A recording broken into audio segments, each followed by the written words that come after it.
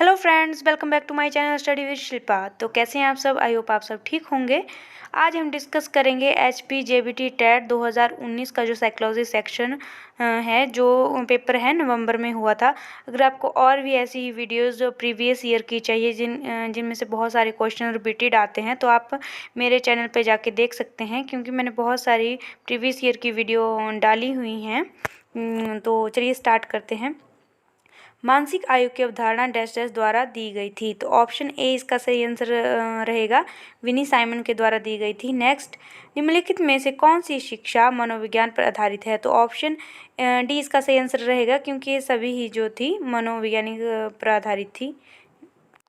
Kindergarten, Montessori और खेल विधि। Next, समाजमिति विधि को प्रतिपादित किया है। तो ऑप्शन सी इसका सही आंसर हो जाएगा, वुडवर्थ ने जो था वो किया है। नेक्स्ट, स्थायी भाव क्या है? तो ऑप्शन ए इसका सही आंसर हो जाएगा, जन्मजात है। नेक्स्ट, किस मनोवैज्ञानिक ने अपने अधिगम सिद्धांत में पुनर्बलन पर जोर दिया है? तो ऑप्शन बी इसका सही आंसर रहेगा, वी.एफ. स्किनर। इन्होंने चूहे पर भी जो है एक्सपेरिमेंट किए हैं और कबूतर पर। नेक्स्ट, घनिष्ठता बनाम एक अंकीपन की अवस्था है। तो ऑप्शन डी इसका सही आंसर रहेगा, 20 से 30। तो आपको ये भी पता करना है 30 से 65 कौन सी है, 11 से 12 कौन सी है, 12 से 19 कौन सी है, क्योंकि इनमें से एक क्वेश्चन डेफिनेटली आता है। कई बार तो 2-3 क्वेश्चन भी यहीं से आ जाते हैं। नेक्स्ट, स्मृति का अंग कौन सा नहीं है? तो ऑप्शन डी इसका सही आंसर हो जाएगा, चिंतन। तो आपको इससे रिलेटेड और भी जानकारी जो है वो आप इकट्ठा कर सकते हैं, जैसे कि लॉन्ग टर्म मेमोरी कितने टाइम तक होती है और शॉर्ट टर्म मेमोरी कितने टाइम तक होती है, क्योंकि ये भी काफ़ी बार जो है वो पूछ लिया जाता है। नेक्स्ट, पाठशाला से भागने वाले बालक के अध्ययन की सर्वाधिक उपयोगी विधि है। तो ऑप्शन डी जो है इसका सही आंसर है, व्यक्तिगत अध्ययन विधि। हम उसके बारे में जानेंगे कि वो क्या क्या करता है और क्या नहीं। तो व्यक्तिगत अध्ययन विधि, ऑप्शन डी इसका सही आंसर हो जाएगा।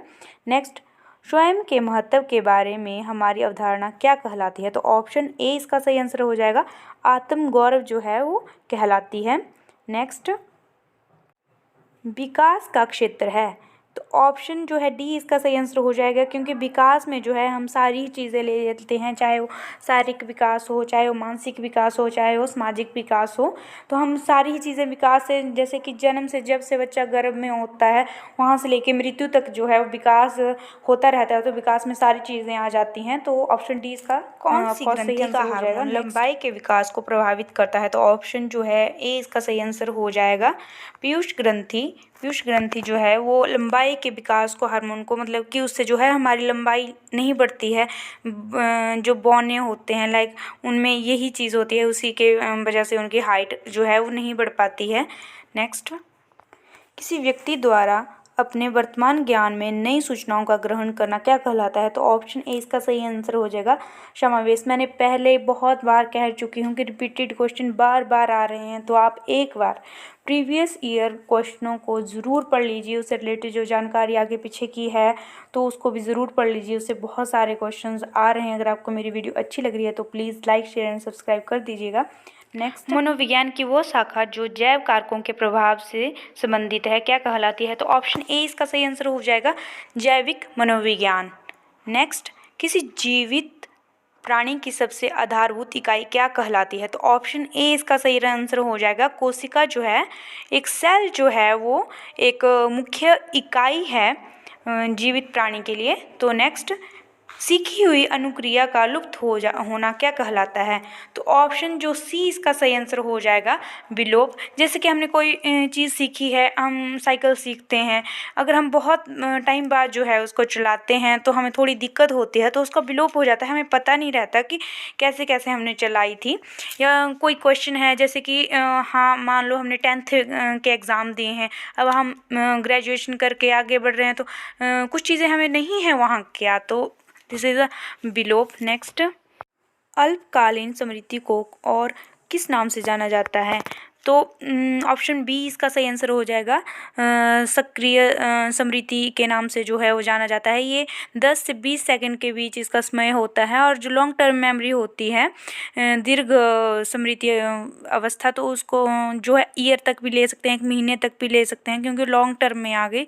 तो हमारे साथ जैसे कोई हादसा हो गया है या हमें कभी फर्स्ट प्राइज़ एक ही बार मिला है, तो हम उस चीज़ को हमेशा याद रखेंगे, हमेशा हमारे माइंड में वो रहेगी। फिर एक शॉर्ट टर्म मेमोरी जैसे कि अल्पकालीन है होती है कुछ चीज़ें, तो वो हमें याद नहीं रहती, तो 10 से 20 सेकंड के बीच होती है। तो आप इसके बारे में ज़रूर पढ़ लीजिएगा। मैंने पहले ही बोला था कि इससे रिलेटेड बहुत सारे क्वेश्चन जो हैं वो आते हैं। नेक्स्ट, एक वयस्क व्यक्ति के मस्तिष्क का भार लगभग कितना होता है? तो ऑप्शन जो बी है इसका सही आंसर हो जाएगा 1.36 किलोग्राम और 1400 पाउंड। जब अगर हम पाउंड पूछा जाए तो 1400 पाउंड इसका आंसर आ जाएगा। नेक्स्ट, प्राणी के जीन के पूरे समूह को जो माता पिता से प्राप्त होते हैं उसे क्या कहते हैं? तो ऑप्शन जो ए है इसका सही आंसर हो जाएगा जेनोटाइप्स कहा जाता है उनको। नेक्स्ट, 1913 में व्यवहारवाद की स्थापना किसके द्वारा की गई? तो ऑप्शन सी इसका सही आंसर हो जाएगा वाटसन के द्वारा की गई थी। तो आप ये भी याद रखिए कि प्रथम प्रयोगशाला कहाँ खोली गई और कब खोली गई, भारत में कब खोली गई और कहाँ खोली गई, ये आपको छोटे छोटे पॉइंट्स जो हैं वो याद होने चाहिए। नेक्स्ट, प्रेक्षण द्वारा सीखने को क्या कहते हैं? तो ऑप्शन जो बी है इसका सही आंसर हो जाएगा मॉडलिंग कहा जाता है। नेक्स्ट, सीखने के प्रथम 3 नियमों का प्रतिपादन किसने किया है? तो ऑप्शन जो बी है इसका सही आंसर हो जाएगा थॉर्नडाइक। थॉर्नडाइक से रिलेटेड जितने भी क्वेश्चंस हैं उनको आप पढ़ लीजिए, क्योंकि थॉर्नडाइक, स्किनर, हल, कोहलबर्ग, इनसे रिलेटेड क्वेश्चन हमेशा पूछे जाते हैं। नेक्स्ट, एक बालक की बुद्धि लब्धि 150 है, वो बालक क्या कहलाएगा? तो ऑप्शन सी इसका सही आंसर हो जाएगा, क्योंकि हमें पता है कि 90 to 100 सामान्य बुद्धि होती है, तो ऑफकोर्स 150 है, तो प्रतिभाशाली जो बच्चे हैं उसमें आ जाएंगे। नेक्स्ट, 1912 में सर्वप्रथम बुद्धि लब्धि का संप्रत्यय किसने दिया? तो ऑप्शन जो डी है इसका सही आंसर हो जाएगा स्टर्न। इससे रिलेटेड और भी आप क्वेश्चंस देख लीजिएगा, क्योंकि टर्मन ने भी इससे रिलेटेड कुछ चीज़ें दी हैं, तो आप उनको अच्छे से देख लीजिएगा। नेक्स्ट, मनोशारीरिक असमानताओं को क्या कहा जाता है? तो ऑप्शन सी जो है इसका सही आंसर हो जाएगा व्यक्तिगत भिन्नताएं। नेक्स्ट, किस स्मृति में सूचनाओं को अधिकतम 20-30 सेकंड तक संचित करके रखा जा सकता है? तो ऑफकोर्स बी जो है इसका सही आंसर हो जाएगा लघुकालीन स्मृति। तो आपको ये याद रखनी है चीज़ें। मैंने पहले भी बोला था कि इससे रिलेटेड बहुत सारे क्वेश्चन आते हैं, 3 क्वेश्चन इसी पेपर में इससे रिलेटेड आ गए हैं। तो नेक्स्ट के मनोसामाजिक सिद्धांत में डैश डैश रूपान है, तो ऑप्शन डी है इसका सही आंसर हो जाएगा। तो आपको क्या करना है, जो इसके 8 सिद्धांत इसने दिए हुए हैं, जैसे कि फर्स्ट है विश्वास बनाम अविश्वास, उससे रिलेटेड से लेके लास्ट तक 8वें तक आपको पढ़ना है। इसी से रिलेटेड एक इसी पेपर में क्वेश्चन पीछे आ गया था जो मैंने आपको अभी पढ़ाया। तो उन सब चीज़ों को ज़रूर आप कर लीजिए, क्योंकि यहाँ से भी 2-3 क्वेश्चन, कई बार तो 4 क्वेश्चन पूछ लिए जाते हैं एरिक्सन से ही, या ये भी पूछ लिया जाएगा कि मनोसामाजिक सिद्धांत किसने दिया है, तो आप वहाँ पे कंफ्यूज हो जाते हैं। तो एरिक्सन ने जो है वो मनोसामाजिक सिद्धांत जो है वो दिया है। नेक्स्ट, वस्तु ग्रहण करने की पद्धति को डैश डैश कहते हैं, तो ऑप्शन ए इसका सही आंसर हो जाएगा स्कीमा। ये क्वेश्चन बार बार आ रहा है, तो आप इस क्वेश्चन को जो है बहुत ज़्यादा इंपॉर्टेंट है, आप इसको नोट कर लीजिए। नेक्स्ट, अनुबंधन का सिद्धांत प्रतिपादित किया है, तो ऑप्शन बी इसका सही आंसर हो जाएगा इवन पैवलव। मैंने पहले भी बोला है कि थॉर्नडाइक से रिलेटेड, वाटसन, पैवलव और वी एफ स्किनर से रिलेटेड, कोहलबर्ग से रिलेटेड जो भी क्वेश्चन है वो आप इनको कर लीजिए, क्योंकि यहाँ से आपके 20-25 मार्क्स इजीली बन जाते हैं। प्रत्येक मानव कोशिका में कम से कम 10 पैतृक होते हैं, तो ऑप्शन डी इसका सही आंसर हो जाएगा। 1 लाख होते हैं कम से कम, इससे ज़्यादा भी हो सकते हैं।